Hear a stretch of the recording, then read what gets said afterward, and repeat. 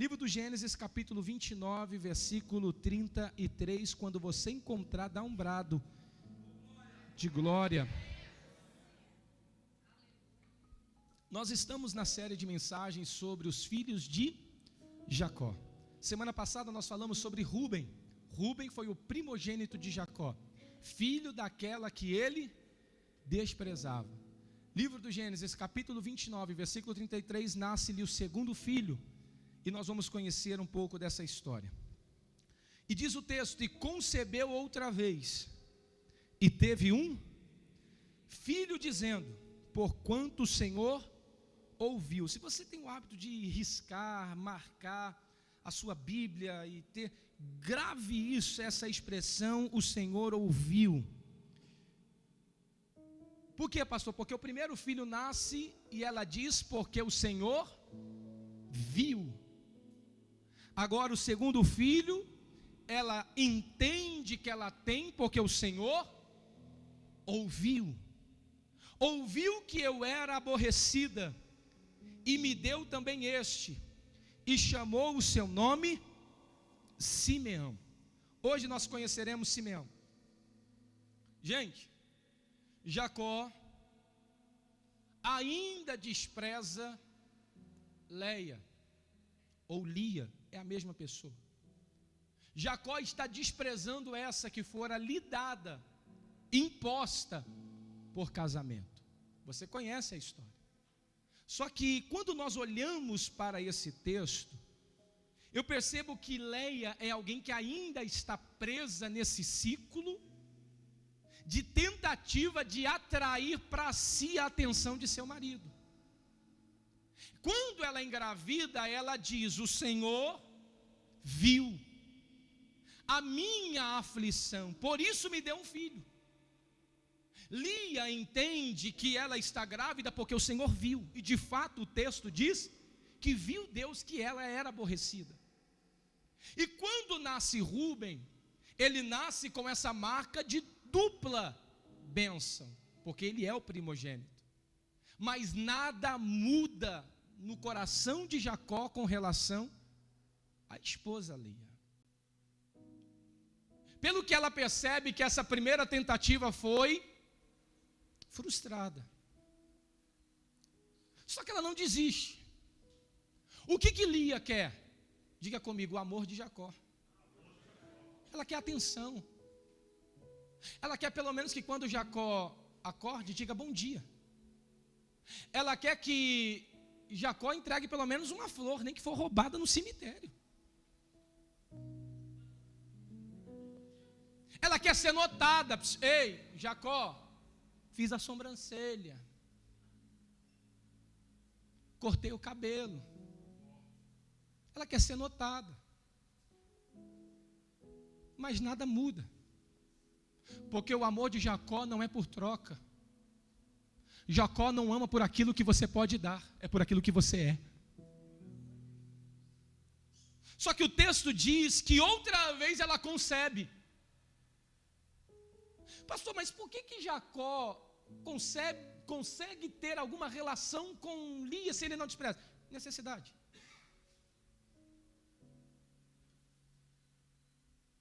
Lia precisa entender que o que ela está gerando nada mais é do que por necessidade de alguém. Não é pelo prazer, é pela necessidade. Tome cuidado para você não emprestar teu ventre, teu ambiente gestacional para a gente que só quer depositar alguma coisa sem nenhum propósito. É só por necessidade. E o texto diz que dessa vez ela desperta em Deus ou de Deus um outro sentido. Se no primeiro Deus me viu, no segundo Deus ouviu. Aí aqui, quando eu uso o óculos da exegese, que é da interpretação, de destrinchar esse texto, eu preciso me deter e olhar e aprender com Leia. Por quê? Porque mesmo nesse cenário negativo que ela está vivendo, ela consegue me ensinar. Ensinar o quê, pastor? Que existe um Deus no céu, que para além de ver, Ele ouve. Pastor, como que eu consigo enxergar que existe um Deus que vê, mas Ele também ouve? E isso é uma palavra para os nossos dias nesse tempo. Por quê? Porque tem gente que vê, mas não está interessada em ouvir. Mas o Deus que nós servimos, Ele vê e ainda escuta muita coisa. Então pegue na mão de alguém, acalme o coração dele e diga assim, ó, Deus já viu e Deus ouviu. Aleluia, aleluia. Por que, pastor? Porque tem gente que ouve, mas não vê, vê, mas não quer ouvir. Mas Deus, Ele vê, Ele enxerga, Ele sabe, Ele ouve tudo o que está acontecendo. Por isso ela diz, o meu nome desse será Simeão, que no original, na derivação do seu nome, tem a expressão chamar, ouvir. O Deus que ouve, o Deus que responde quando eu ouço. E quando eu olho para isso, eu preciso aprender uma coisa. Que uma das características de Deus é Ele ver, é Ele ouvir, mas não confunda. Não confunda. Deus não é obrigado a responder. Só porque viu, porque ouviu, aí a gente acha que Deus é obrigado a responder. Diga para o seu irmão, Ele vê, Ele ouve e responde se quiser.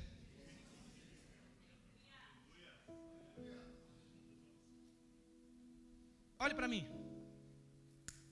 Eu vou forçar um pouquinho. Eu vou lá no limite. Eu vou lá no limite com você. Posso? É quase que impossível Deus não ver.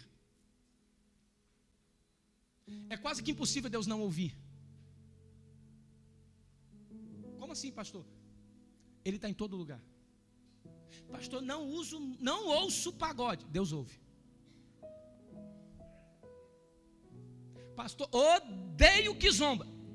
Eu não sei se Deus gosta, mas que Ele ouve, Ele ouve. Pastor, não gosto de olhar para fulana. Deus está de olho nela. É quase que impossível limitar Deus de ver e de ouvir algumas coisas. Só que isso não coloca Deus num patamar de obrigatoriedade de responder aquilo que Ele viu e aquilo que Ele ouviu. Porque tem gente que acha que Deus viu e só porque ouviu é obrigado a responder alguma coisa. Aí chega no momento da oração e diz, Deus, tu viu? Ele diz, vi. Senhor, você está me ouvindo? Estou. Responde. Deus se cala. Lia precisa entender que o fato de Deus ver, Deus ouvir, não necessariamente precisa trazer uma resposta naquilo que ela quer. Por quê, pastor? Porque a gente está mal acostumado. Porque a gente não quer só ouvir Deus, a gente quer que Deus responda aquilo que a gente quer. Aí nessa hora eu aprendo e entendo porque que muita gente deixou de orar. Porque que muita gente fugiu do caminho da oração.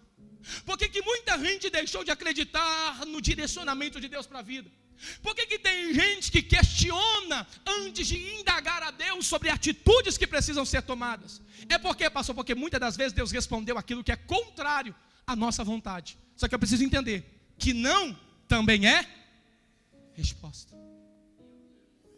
Avisa alguém que está ao seu lado, diga não também é resposta. Tem gente aqui essa manhã que estava à espera do sim e Deus respondeu não, você se frustrou, mas não também é resposta. Tem muita gente esperando Deus dizer assim, avança, e Deus disse, fica parado, ou Deus não disse nada. Aí alguém diz, já que Deus não falou, vou me mover. Se Deus não falou, espera. Se Deus não falou, aguarda. Se Deus não falou, não se mova. Por quê, pastor? Porque Ele sabe o tempo certo de responder todas as coisas. Acalma o teu coração. E eu posso dizer uma coisa, a ousadia, a autoridade que Ele nos concede não é para colocá-lo sobre uma parede e dizer responde, ou então eu saio da igreja. Deus está dizendo, a porta está ali. Credo, pastor, é verdade. Por quê? Porque o nosso relacionamento hoje é baseado naquilo que Deus quer fazer. A nossa oração hoje, a gente já não ora mais por relacionamento, a gente ora por necessidade. Por que a minha geração não consegue passar 10 minutos em oração? Por que vigília não é atrativo para muita gente? Por que cultos de oração liderado pelas pastoras e mulheres da nossa igreja não atrai a multidão que nós temos no culto de domingo? É pela simples razão, a gente deixou de orar por relacionamento. Se você perguntar às mais anciãs aqui da nossa casa, as mais idôneas, as mais idosas, as mais antigas, se você assim quiser, você perguntar, irmã Estel, o que era trabalho de oração? Trabalho de oração, meu filho, era a gente chegar na igreja, dobrar o joelho, sem Deus, não vai colocar Deus, e orar, e orar, e orar, e orar. Orar pelo relacionamento. Eu me lembro de uma das primeiras vezes que eu fui para o monte. Alguém já foi no monte aqui? Eu dormi, gente. Por quê? Porque quem me levou no monte era muito de oração. E ali eu entendi que eu não era nada de oração. E quando nós chegamos ali, vamos orar. Uma voz grossa, aquele dia, vamos orar. E o céu vai abrir. Eu só aqui, Jesus, deixa eu ver demônio. Eu só quero ver o graveto acender. O demônio eu não quero. Eu só quero o graveto, Senhor. O demônio pode mandar embora. Aí, irmão, aonde ele dobrava o joelho, eu dobrava junto. Aí ele, chega mais para lá. Eu falei, não, eu vou ficar mais aqui. E ali ele começou a orar, Senhor, são 11 horas e eu quero começar a te louvar. E eu também. E nós te louvamos.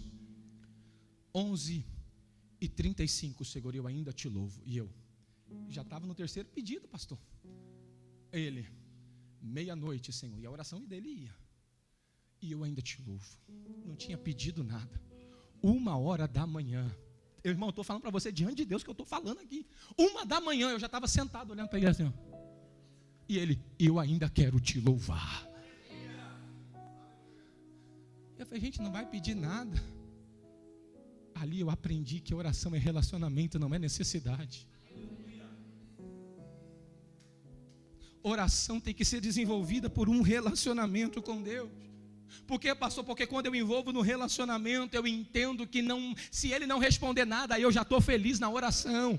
Se ele responder o contrário, eu estou feliz porque eu estou na oração. Se ele fizer o que eu quero, eu estou no lucro porque eu ainda estou na oração.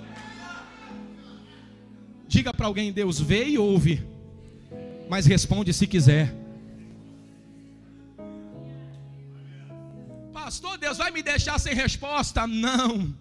Talvez ele ainda te nutra no caminho da fé, mas no tempo certo ele envia a resposta ao teu coração. Daniel, capítulo de número 10, diz o texto, Daniel propôs no coração de orar 21 dias de oração. E depois do 21º dia que ele estava orando, chega um anjo, irmão, eu imagino na minha mente humana, humanizando o divino, chega o anjo, todo estrupiado. Aí o Daniel fala, o que foi? Falou, rapaz, foi difícil chegar aqui. Mas o texto diz, Daniel, homem fiel e temente, desde quando propuseste no teu coração de orar, foi liberado um edito lá em cima. Se eu sou Daniel, eu olho e digo assim, por que só chegou 21 dias depois? Aí o texto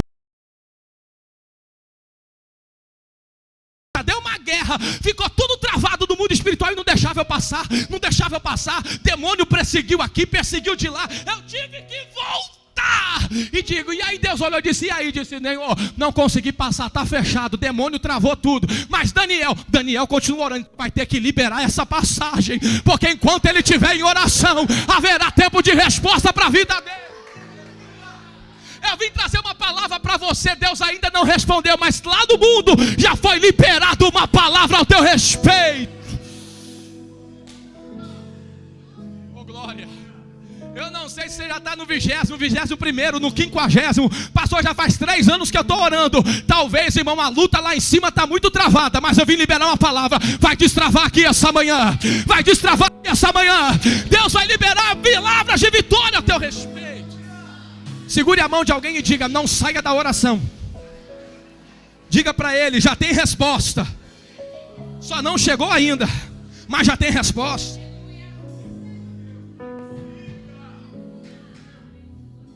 Quando eu vou para o Evangelho de Lucas, o Evangelho de Cristo segundo escreveu Lucas, capítulo 18, versículo 42. Jesus está entrando em Jericó. Na beira do caminho tem um cego, o nome dele? Não sei, mas o texto diz que ele era o filho de Timeu. A gente marcou ele como Bartimeu. Aí eu quero liberar uma palavra aqui. Muda esse cenário da tua vida. Diga comigo, cego de Jericó. Não existe cego de Jericó. Existe, pastor. Porque se você coloca cego de Jericó, você está sentenciando.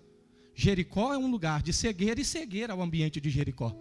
Então eu olho para o texto e digo assim: depois que Jesus passou, havia um cego em Jericó. Como assim, pastor? A condição dele é de cego, mas ele não será cego por muito mais tempo. Ele ficou cego, mas não sairá dali cego. O Senhor vai restaurar.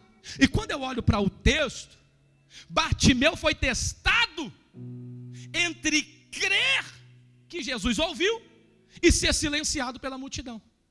Porque tão logo que ele percebe que Jesus está passando, quem é? Jesus está passando, Jesus, oh, é Pedro, cara, Tiago, está todo mundo aqui. Aí o cego começa: Jesus, filho de Davi, tem misericórdia de mim. Jesus, aonde você está? Jesus, tem misericórdia. Eu sei que o Senhor me vê, eu sei que o Senhor já me ouviu. Eu vou começar a clamar. E ele se posiciona e diz: ei, tem misericórdia de mim.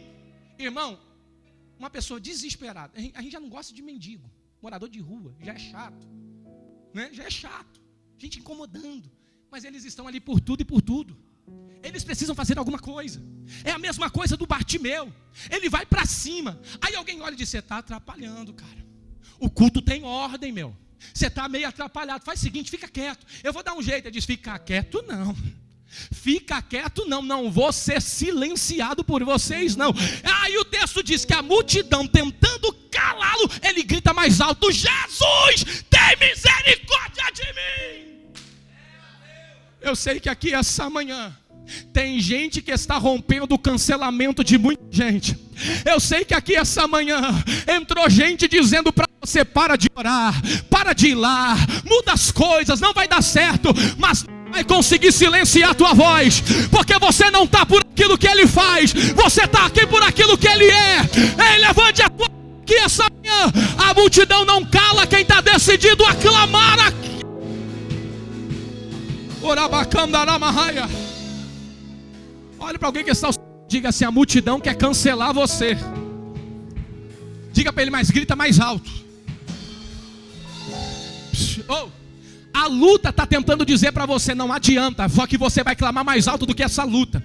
Pastor, eu comecei a me posicionar, mudou tudo. Deus está dizendo: posiciona ainda mais, porque você não vai sofrer cancelamento de ninguém, não vai sofrer cancelamento de multidão.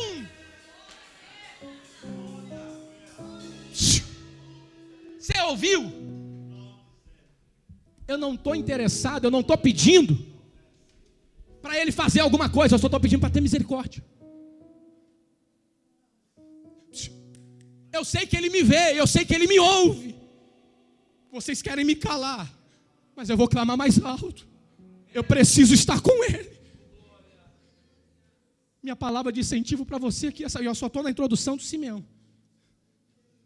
Clame. Mesmo que você ainda não tenha resposta, não deixe de orar. Simeão carrega esse peso de ouvir muita coisa. E quando eu chego no Gênesis 34, o que Simeão ouve em casa é trágico. É o quê? É trágico. Gênesis capítulo 34, do versículo 1 ao 4. Quando nós olhamos para o texto, o que Simeão está ouvindo é o lamento, é o desespero de Diná. Quem é Diná, pastor? É sua irmã. Por que está desesperada essa casa? Diná sofreu um abuso. Chama Isaac, chama Zebulon, chama Dan, Naftali, chega aqui, pai Jacó, Diná, nossa irmã, sofreu um abuso. Diná, o que aconteceu? E em prantos e soluços, ela diz: pai, eu estava andando, vendo os filhos e as pessoas. Se aproximou um homem por nome de Siquém, conversinha mole. Eu achei que era de boa, mas de repente, pai, ele me forçou a fazer algo. Filha, o que aconteceu? Ela disse: de tudo. Ele não respeitou quando eu disse para. Ele não respeitou quando eu falei não. Nessa hora, os meninos de Jacó já estavam de espada na mão, pedra na outra, madeira na outra. Disse: não, vai para cima. Nós vamos vingar a honra de nossa irmã. O texto diz que enquanto faziam isso, lá vem Siquém. Olha a coragem desse moço. Quem vem? Ele está vindo com quem? Com seu pai. Amor. Alguém olha e diz: não é possível que esse cara teve a cara de pau de vir aqui. Mas está vindo um clã junto. Os ânimos estão à flor da pele. Só que o patriarca Amor conversa com o patriarca Jacó. Disse: Jacó,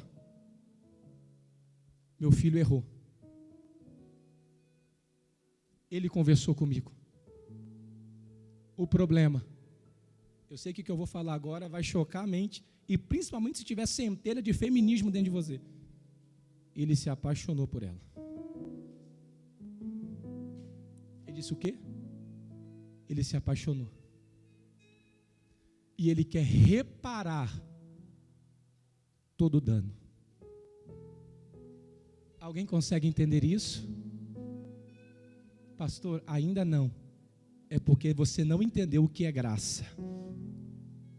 Mas vamos embora. Jacó olha e diz: mas não é tão simples assim. Ele disse: peça o que você quiser. E o texto diz que eles se prostram diante de Jacó. Eles se humilham. E diz: nós daremos tudo o que você quiser, mas nós queremos reparar esse dano. Se quem pediu a mão de sua filha para mim, ele se antecipou, errou, mas ele quer reparar o dano, Jacó. Jacó olha e diz: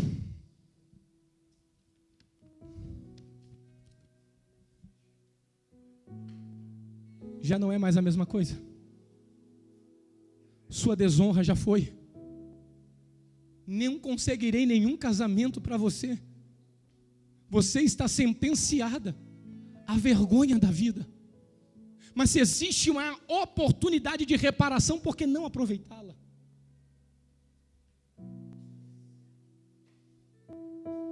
Então Jacó diz: que seja por sinal que todos vocês, homens, independentemente da idade, sejam circuncidados. Como? Isso é cultura de vocês. Pois é, mas se quer aliançar com a gente, tem que entrar no mesmo viés. O que é a circuncisão? Cortar a ponta do prepúcio do órgão sexual masculino. Se quem? Eu estou disposto. Amor, por você eu estou disposto. E o texto diz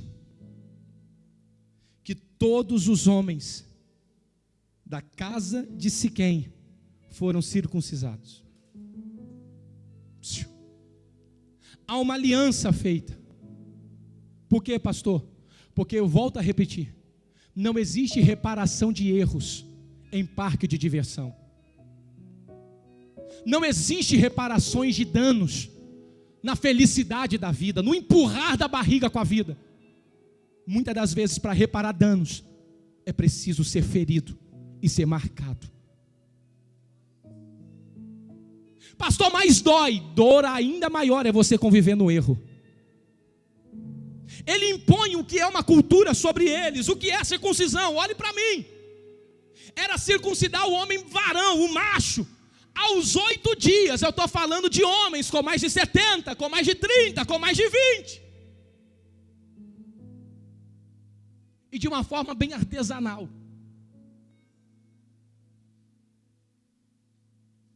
Mas eles estavam dispostos. Pergunta para alguém que está ao seu lado, diga: até que ponto você está disposto a ser ferido para reparar danos da sua vida?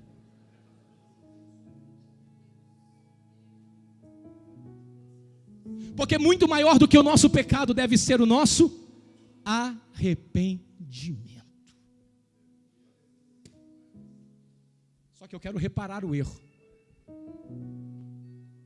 Foram os oficiais da casa de Jacó, de uma forma artesanal, cortaram o prepúcio de todos. Irmão, diz que no cenário do arraial, homens jogados no chão, sangrando, gemendo de dor,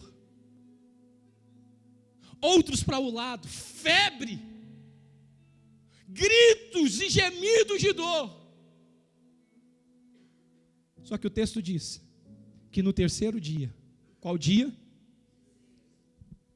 Simeão se levanta da sua tenda, chama Levi e disse: vamos nos vingar. Disse: mas ele já não fez aliança, mas a gente vai se vingar. E o texto diz que Simeão se levanta, na calada, junta com Levi, pega uma espada e invade. Não precisa nem ter trabalho, estão todos caídos. E o texto diz que no auge da dor, terceiro dia de cicatrização, no auge da dor, homens convalescidos, Simeão e Levi fere e mata todos os homens. Mata-se quem? Mata amor. O problema, Simeão está tocando em gente que agora tem aliança com Deus eterno. O problema de Simeão é que ele está tocando em gente que errou lá atrás, mas consertou aqui na frente. Olha para o seu irmão e diga: a mensagem começa agora. Por quê, pastor? Porque nós precisamos entender que a geração de Simeão é uma geração doentia. Que geração é essa? Geração que não respeita gente que está se consertando com Deus, gente que não respeita a aliança com... Quem é a geração de Simeão? É a geração que não acredita no arrependimento, não acredita no conserto, mas Deus essa manhã vai entrar com providência.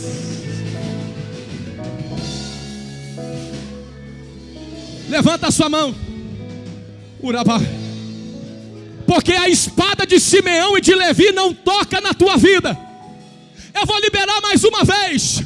Chega de ser ferido por gente religiosa demais.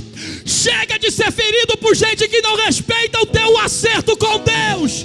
Pastor, estão me ferindo por causa do meu passado, mas esquece que na cruz do Calvário você foi perdoado. Tem alguém perdoado aqui? Tem alguém perdoado?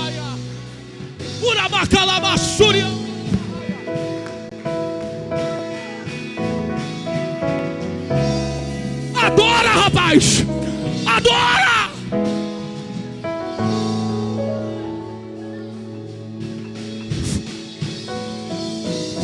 Pastor, viu fulana?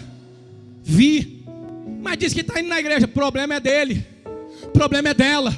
É gente que foi perdoado. Errou, pastor, eu sei que errou, mas você esqueceu que ele foi ferido por causa de uma aliança com Deus. Deixa Deus cicatrizar essa ferida primeiro. Olhe para alguém que está ao seu lado, use a autoridade de Deus e diga para ele: não toque em mim. Diga para ele: não toque em mim. Eu ainda estou em cicatrização pela ferida que ele me fez.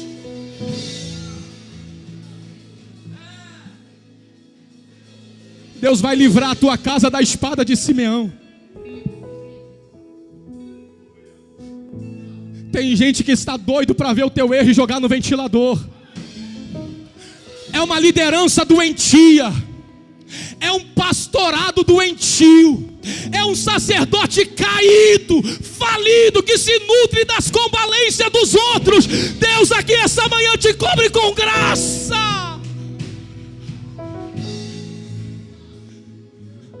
Posso dizer uma coisa? Não é que aqui você tem liberdade para pecar. Não é isso. mas é que aqui você tem espaço para ser perdoado e curado pela graça do Senhor Jesus Cristo.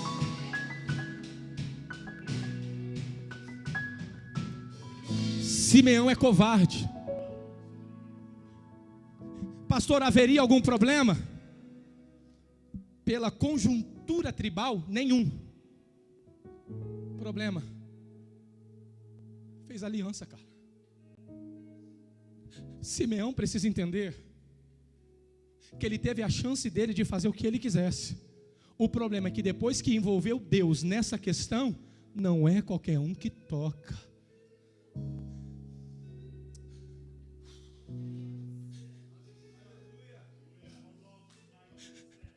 Pastor, o que é essa espada? Pode ser o diabo. Como assim, pastor? Que quer te ferir todo dia dizendo que você não é perdoado, que você não é aceite, que você não está restaurado. Só que essa manhã eu posso trazer uma palavra? Enquanto você não abrir a boca, não confessar, não chamar Deus para dentro desse desacerto, você vai estar na legalidade, a espada dele pode te pegar. Mas se essa manhã tiver um acerto, tiver um conserto, tiver uma aliança, o maligno não toca. Por quê, pastor? Estou sangrando, mas tenho aliança. Estou ferido, mas tenho aliança com ele.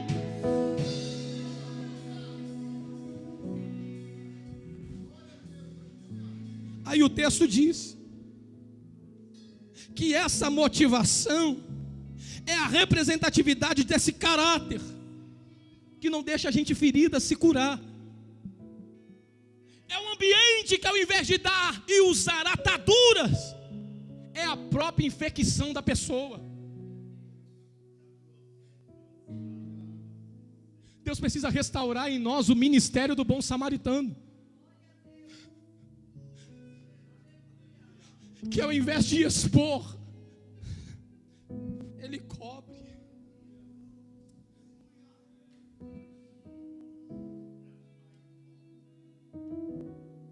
O texto diz que enquanto aquele homem estava no chão, aproximou o bom samaritano e com ataduras cobriu.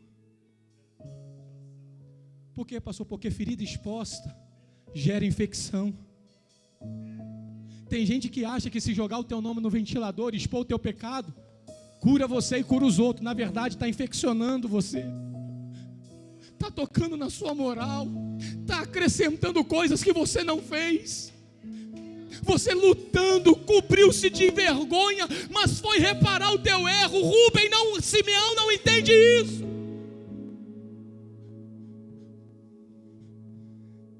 Ao invés de sermos ataduras, somos a infecção. Ao invés de sermos cicatrizantes, somos a mão que fere ainda mais. Levanta a voz e diga: Deus me livre da mão de Simeão. Pastor, mas o senhor não pode invalidar o que Siquém fez. Isso é romantizar. Isso é Bíblia. Isso é Evangelho. Por quê, pastor? Porque existe diferença entre justiça e vingança. Levanta a voz e diga: existe diferença. Justiça e vingança. O que é justiça? Diga comigo: mente é racionalidade. E o que é vingança? Coração, sentimento. Uma pessoa dominada pelo senso de justiça, ela pensa, ela avalia e decreta a punição. Isso é justiça.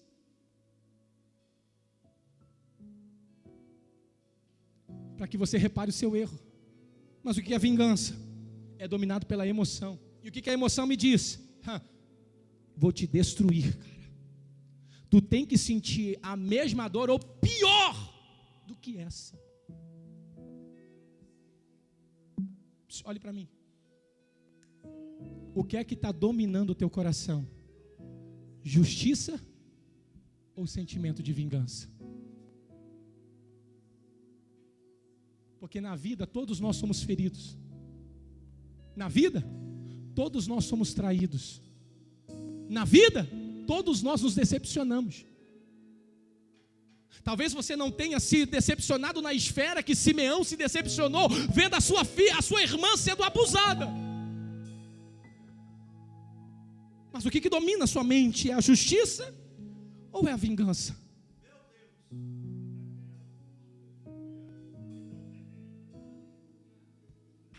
A vingança, ela adoece. Você sabe o que é vingança? É colocar veneno num copo desejando que alguém beba, mas você mesmo beber. A vingança mata você.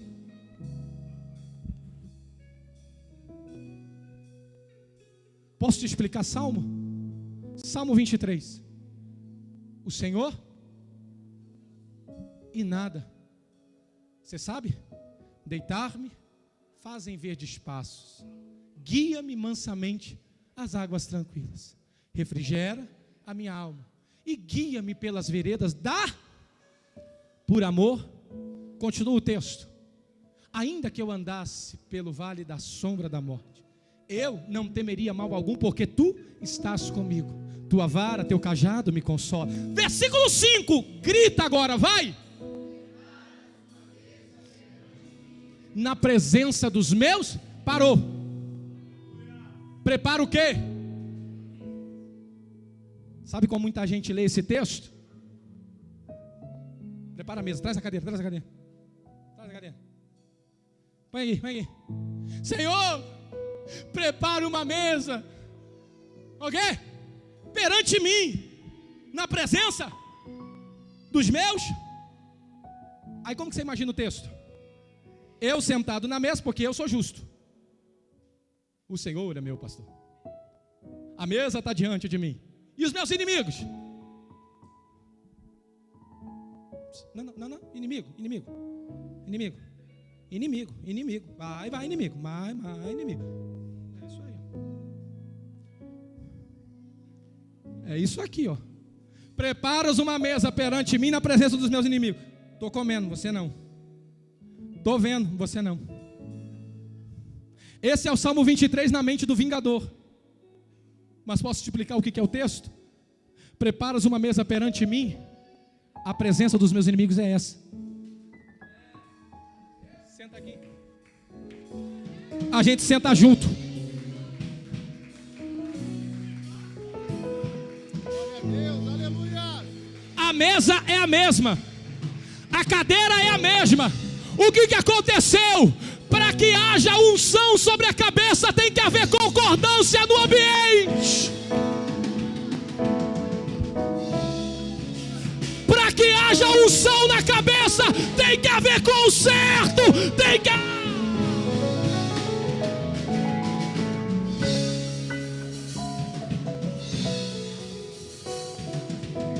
Pastor, o que é vingança? É usar a mesa para ferir alguém. Vou repetir, o que é vingança? É usar a mesa para ferir alguém, debochar na cara de alguém, tirar onda com a cara de alguém. O que é justiça? É fazer assentar do meu lado aquele que me feriu.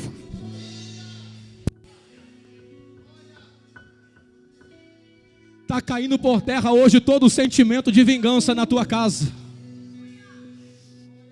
Pastor, não concorda em sentar na mesa com quem me feriu. Então você não está preparado para viver o Salmo 23. Está querendo óleo na cabeça antes do óleo vir. Vai ter que sentar na mesa. Pastor, mas vai ter que sentar na mesa. Me desculpe se você veio atrás de alguém que revela CPF. Se você veio atrás de alguém que revela o seu nível. Eu não sou desses. Eu sou palavra, é revelação, é evangelho. É evangelho.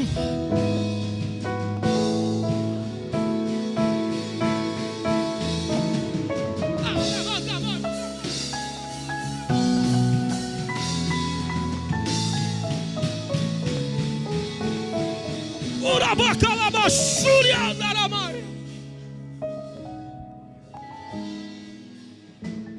Pastor, então como que fica essa situação? É simples. É simples. Deixa a justiça com Deus. Aquieta teu coração. Pastor, mas não consigo pôr a mesa. O texto diz que não é você que põe. É por isso que diz, prepara. Porque se por mim mesmo, eu não preparo. Quem gera oportunidade de conserto não é você, é Deus.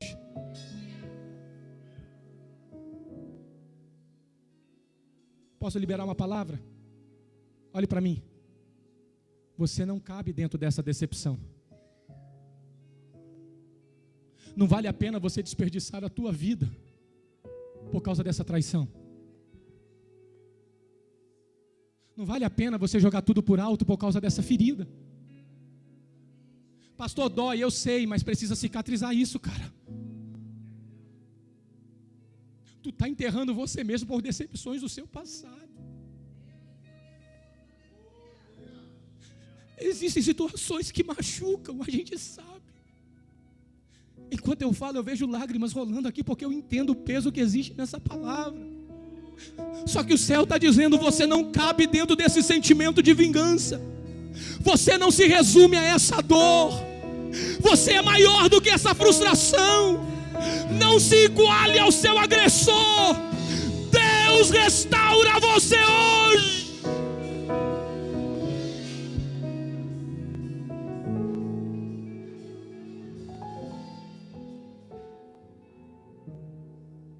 Está na hora de você se curar hoje, irmão. Aí o texto diz que como consequência dessa atitude, tem alguém aqui, diga amém. Que por consequência dessa atitude vingativa, quando Jacó vai liberar a bênção sobre Simeão,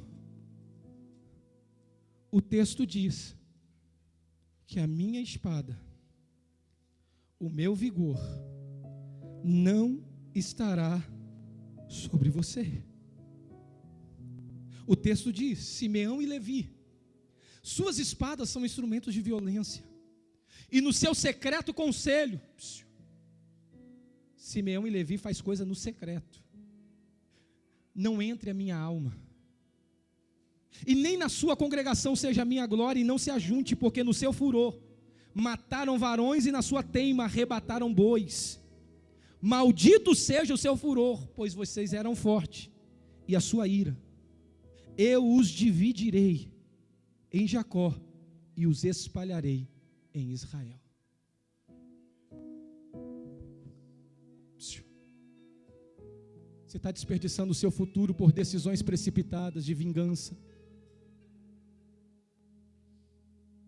Pastor, mas eu vou ser bobo até quando? Não se trata sobre ser bobo, se trata sobre ser inteligente. Porque perdoar é só para forte. Você acha que perdoar é para fraco? Perdoar é para forte. Engolir o orgulho é para gente forte, é para homem, macho de verdade.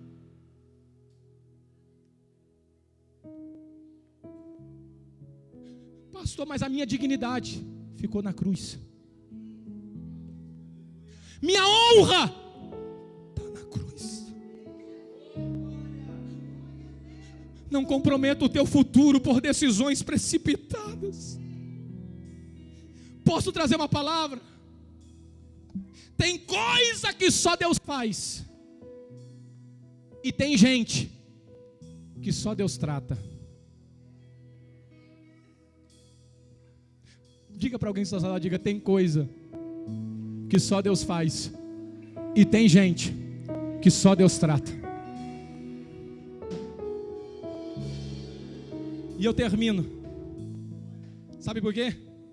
Semana passada eu falei para vocês que Rúben também teve a mesma sentença, não recebeu a bênção de seu pai, perdeu a primogenitura. Mas Moisés,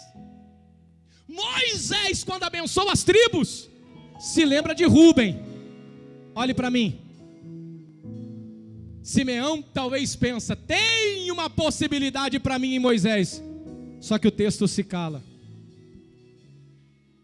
Vou terminar. Nem Moisés, nem Moisés abençoou Simeão. Sabe por quê? Não dá para ter bênção quem quebra princípio, quem fere gente aliançada.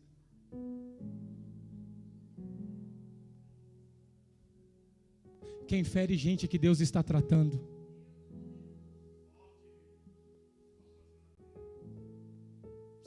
O texto diz que Moisés se cala quando vai citar Simeão. Josué capítulo 19. Prometo para você que é o último texto. Olhe para mim. Josué separa as tribos. Dan, Zebulon, Simeão está ali. Não haverá porção de terra para você.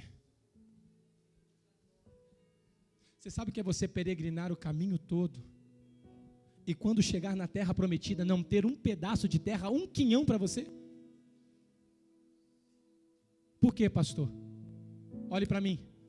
Se não pegou nada da mensagem até agora, só grave isso aqui que eu já estou no lucro. Quem fere cidadão nunca erguerá uma cidade. Quem mata cidadão não tem direito de construção de cidade. Por isso, na divisão das terras, Simeão é retirado. Disse: você não vai ter cidade, não vai ter terra, não vai ter nada. Você não tem. Quem quebra princípio, o próprio princípio quebrará. O texto poderia terminar aqui. Só que eu e você estamos diante de um Deus que não é vingativo, porque se o texto termina aqui, isso seria vingança. Mas Deus é justo. Deus, ele é o quê? Desce o coração de Josué, pega Simeão e coloca ele junto da tribo de Judá. Tem alguém que entende isso? Simeão, você não tem terra, mas faz o seguinte: não vou deixar você desamparado. Errou tudo lá atrás, mas faz o seguinte: Judá, vem cá. Vem cá, Judá. Fica do lado de Simeão. Divide o que você tem com Simeão. Pastor, não entendi. Judá é a prefiguração de Cristo. Quem é Judá, pastor? É de onde vem o leão da tribo de Judá.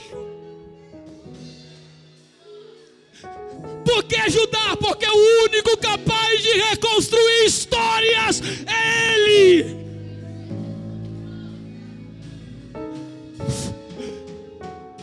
Me desculpe, terapeutas, psicólogos, psicanalistas, psiquiatras, terapeutas ocupacionais, me desculpa todas as áreas da medicina humana, seja ela efetiva, medicinal, alternativa, homeopática, mas o único que dá jeito na nossa história é Ele. É Ele. É Ele. Se eu fosse você, eu ficava de pé. Uramaia, Urabacala Suriandelemaia.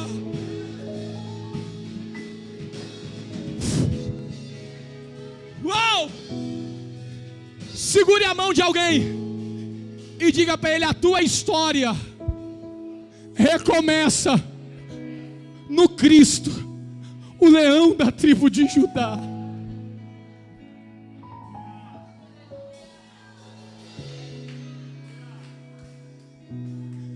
Você não vai ficar desamparado no caminho, Simeão. Você não vai ficar desamparado no meio da tua história, Simeão. Eu vou recomeçar, mas para recomeçar você não pode ficar sozinho. Eu vim trazer uma palavra para alguém aqui essa manhã. Sozinho só deu errado. Não é Judá que está aqui, mas é aquele que te ajuda. É o leão, é o descendente, é o maior, é é o mais forte, é o mais excelente. Ele está juntando a nossa vida no Cristo que restaura a nossa história. Eu quero orar por você sobre essa palavra. Por quê, pastor? Porque por vingança eu já destruí muita coisa na minha vida. Eu clamo por justiça, pastor, mas eu alterno entre vingança e justiça. Minha mente não sabe esperar, porque eu acho que Ele me viu e Ele ouviu. Ele tem que fazer alguma coisa, e Deus está tratando com você no seu.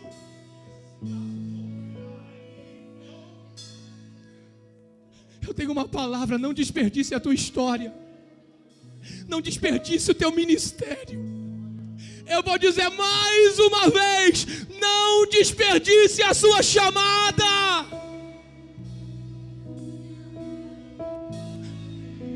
Pastor, mas você não tem ideia da ferida. Eu até imagino que doeu, mas não precisa doer por muito mais tempo. Há um manto de graça que te cobre aqui nessa manhã. Há um manto de justiça que te abraça aqui nessa manhã. Pastor, eu entendo que eu preciso dessa palavra. Então seja homem, seja mulher de verdade, e vem à frente que eu preciso orar com você agora. Vem, vem, vem. Quando você pensou, acabou a história, não tem jeito mais. Ele pegou em tua mão e disse que não deixa um filho só para trás. E nos teus dias mais difíceis, Ele sempre lhe mostrou que sempre esteve ali. E hoje você é o resultado dos dias nublados. Olha você aqui.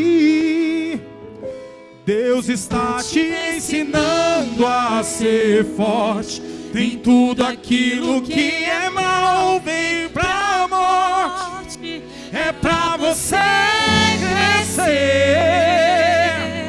É pra você crescer. Deus está te ensinando a ser forte. Em tudo aquilo que é mal, vem pra morte. É pra você crescer. É pra você crescer. É pra você entender. Oh. Vem, Simeão! Vem, Simeão! Vem, Simeão!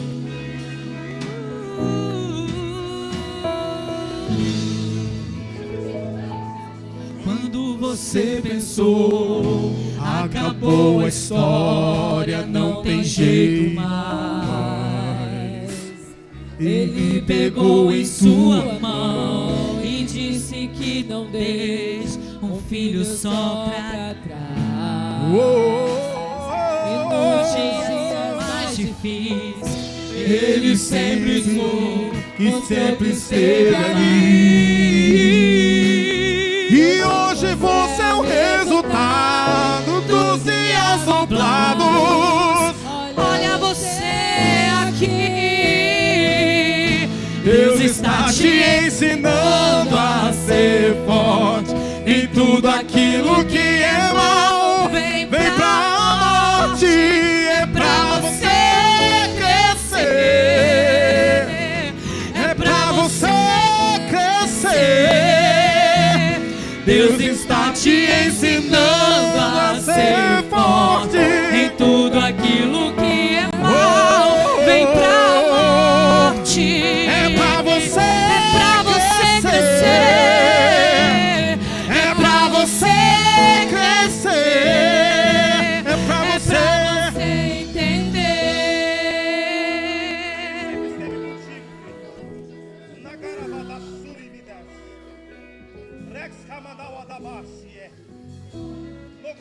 Se alguém entendesse a história de vocês,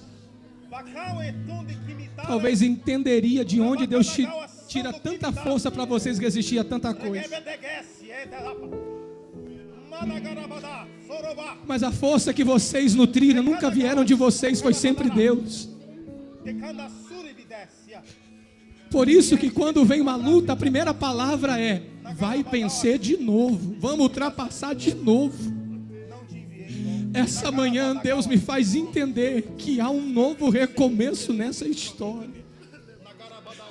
Assim diz o Eterno, ao encerrar de um capítulo de lágrima, para um transicionamento de vitória. A força do Senhor renova vocês aqui essa manhã. A coragem do Senhor fortalece a vida de vocês aqui essa manhã. Igreja, estenda as mãos para cá.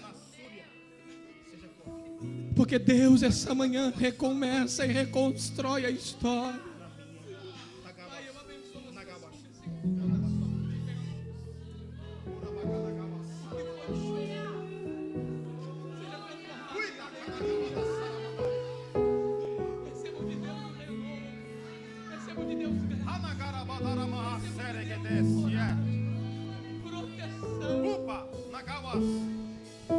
A espada de Simeão não toca mais a casa de vocês, diz o Eterno.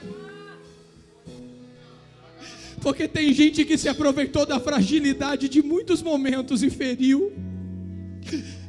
A intenção era matar, mas quem guardava era Deus. Há um restaurar de Deus na vida de vocês aqui nessa manhã. Você crê nisso? Você pode aplaudir ao Senhor, celebrar o Senhor por essa casa.